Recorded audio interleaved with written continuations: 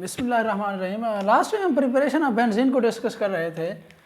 3 method हमने पढ़ लिए थे। आज जो है ना चौथा मेथड है वो कहता है preparation in the laboratory. Laboratory के अंदर बेंजीन को कैसे प्रिपेयर किया जाता है। 3 मेथड हैं इसके लेबॉर्ट्री के अंदर जो है ना प्रिपेयर करने के। हम किसी भी मेथड से जो है ना इसको प्रिपेयर कर सकते हैं लेबॉर्ट्री के अंदर। सबसे पहला जो मेथड उसने दिया है by heating sodium salt of benzoic acid with soda lime.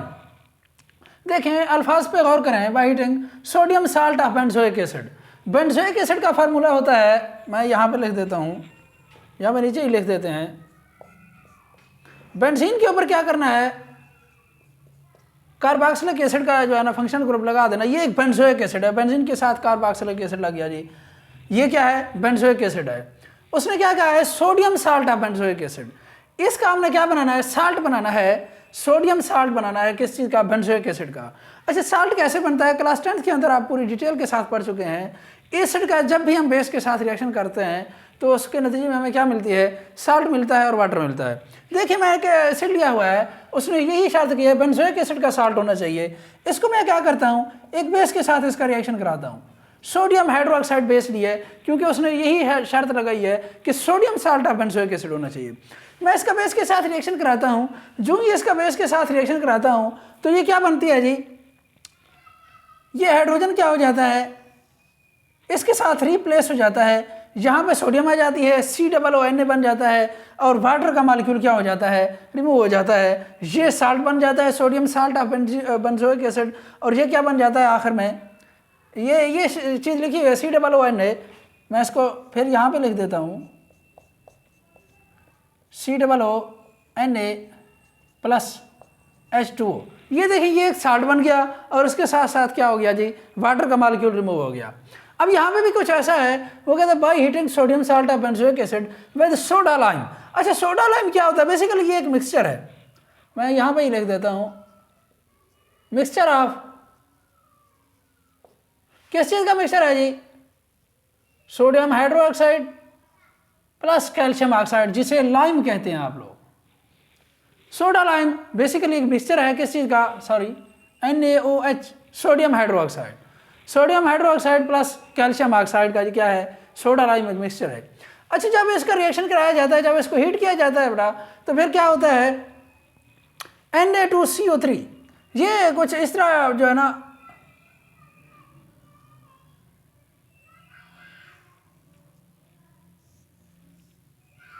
ये बन जाता है Na2CO3 और इसके साथ हाइड्रोजन क्या हो जाता है जी, हाइड्रोजन इसके पास पहुंच जाता है और ये क्या बन जाता है, ये वही बेंजीन बन जाता है। देखें इसको फिर मैं रिपीट करता हूँ, COONA रिप्लेस होता है किस चीज़ के साथ, हाइड्रोजन के साथ रिप्लेस होता है।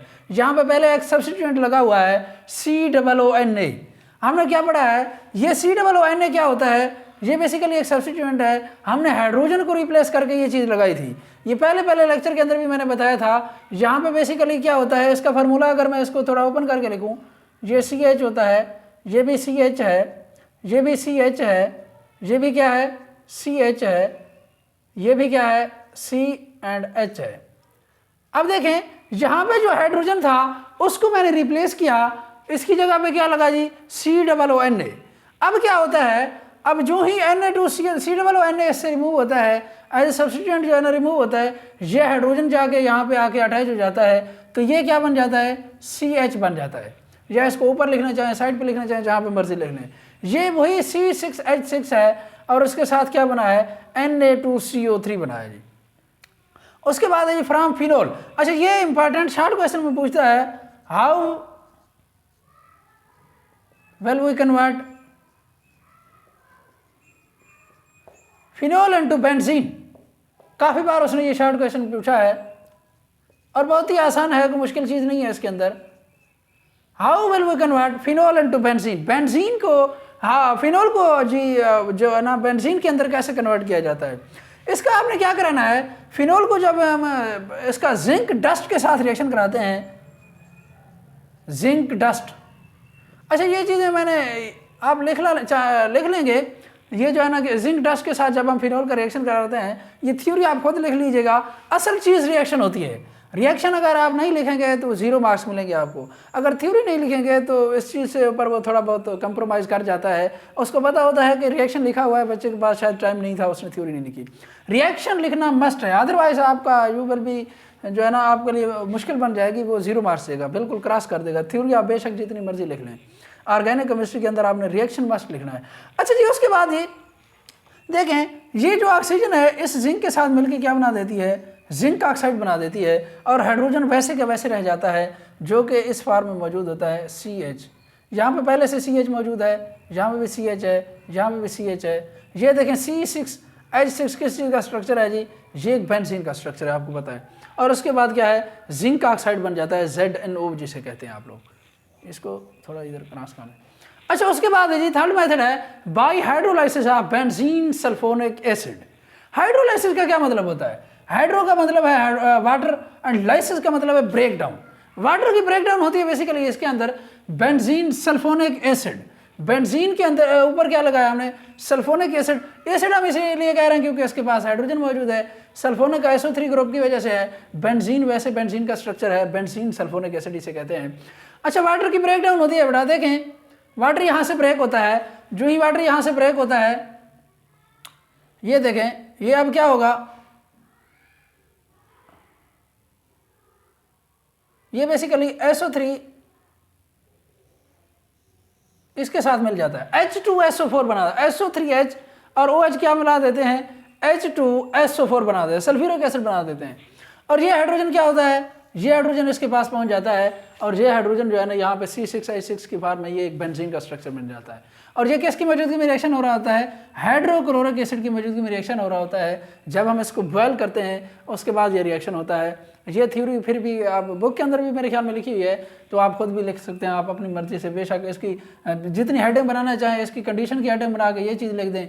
उसके बाद हाइड्रोलाइसिस के बारे में आप बता सकते हैं, और उसके बाद यहाँ पे आपको इसका मैकेनिज्म के बारे में, वो जस्ट रिएक्शन मस्ट है आपको लिखना, मैकेनिज्म के बारे में ना ही वो पूछेगा ना ही ये आपके कोर्स का हिस्सा है। उसके बाद जी वेरी इंपॉर्टेंट शॉर्ट क्वेश्चन, मैंने आपको पहले भी कहा है कि जितने भी साइंटिस्ट के नाम के जितने भी रिएक्शन है वो वेरी वेरी इंपॉर्टेंट होते हैं। वर्ड्स फिटिंग रिएक्शन बेसिकली ये एक साइंटिस्ट के नाम से मंसूब किया गया है, वो कहता है it is used for the synthesis of alkyl aromatic hydrocarbon. Alkyl aromatic hydrocarbon का क्या मतलब है, जब हम बेंजीन के एरोमेटिक हाइड्रोकार्बन के ऊपर क्या करते हैं, कोई भी अल्काइल ग्रुप अटैच कर देते हैं, उसको हम क्या कहते हैं, अल्काइल एरोमेटिक हाइड्रोकार्बन कहते हैं। अब वर्ड्स फिटिंग रिएक्शन भी कुछ यही है। उसने क्या किया है, ब्रोमो बेंजीन का रिएक्शन करवाया है, ये है इथाइल ब्रोमाइड, इथाइल ब्रोमाइड, और इसका किसकी मौजूदगी में रिएक्शन कराता है, ईथर की मौजूदगी में रिएक्शन कराता है सोडियम के साथ। अच्छा जी, होता कुछ यूं है, ये जो Br है 2Na Br बन जाता है, और उसके बाद ये क्या होता है, ये जब यहाँ से Br रिमूव होता है तो ये जो CH3CH2 इथाइल ग्रुप है यहाँ पे जाके अटैच हो जाता है, CH2CH3 ये क्या बना देते हैं, इथाइल बेंजीन बना देते हैं, क्योंकि आपको पता है ये 2 कार्बन वाला इथाइल ग्रुप होता है, इथाइल बेंजीन प्लस 2NaBr। अब ये तो था वर्ड फिटिंग रिएक्शन, बहुत ही आसान रिएक्शन है, कोई मुश्किल चीज़ नहीं है। ब्रोमो बेंजीन का किसके साथ रिएक्शन कराना है, ब्रोमाइड इथाइल ब्रोमाइड के साथ रिएक्शन कराया उसने सोडियम के साथ, और जो है ना ये ड्राई ईथर की मौजूदगी में ये रिएक्शन हो रहा होता है, और उसके बाद इथाइल जो है ना बेंजीन बनती है और उसके साथ 2NaBr बन जाता है। कोई मुश्किल चीज़ें नहीं है। इसके बाद हम इंशाल्लाह नेक्स्ट चलेंगे, तो आज के लिए इतना ही। आगे इसके रिएक्शंस हैं